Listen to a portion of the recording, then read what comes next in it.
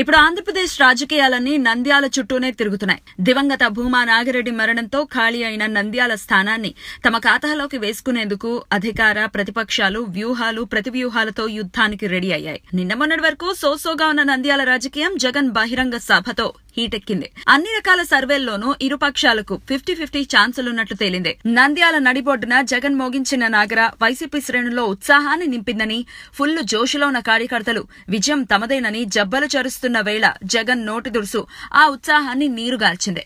అంతేనా, నంద్యాల ప్రభావం రాష్ట్రం మీద పడకుండా చేయడానికి టీడీపీకి మంచి అవకాశం దొరికింది.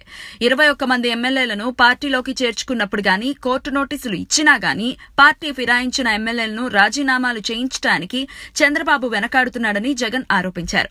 అక్కడితో ఆగితే ఏ సమస్య ఉండేది కాదు కానీ చంద్రబాబును నడి రోడ్డు మీద కాల్చాలని జనానికి పిలుపునిచ్చారు.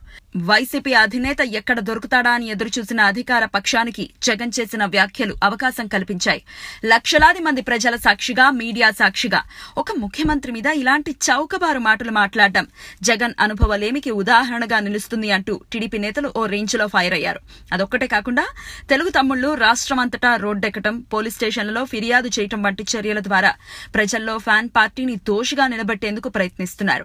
జరుగుతున్న పరిణామాలను ఓ కంట గమనిస్తున్న వైసీపీ శ్రేణులు తమ అధినేత వైఖరిని చూసి నవ్వాలో ఏడవాలో తెలియని పరిస్థితుల్లో జుట్టు పీక్కుంటున్నారు. చూస్తూ ఉంటే చేతిదాకా వచ్చింది నోటిదాకా వస్తుందా అని భయపడుతున్నారు.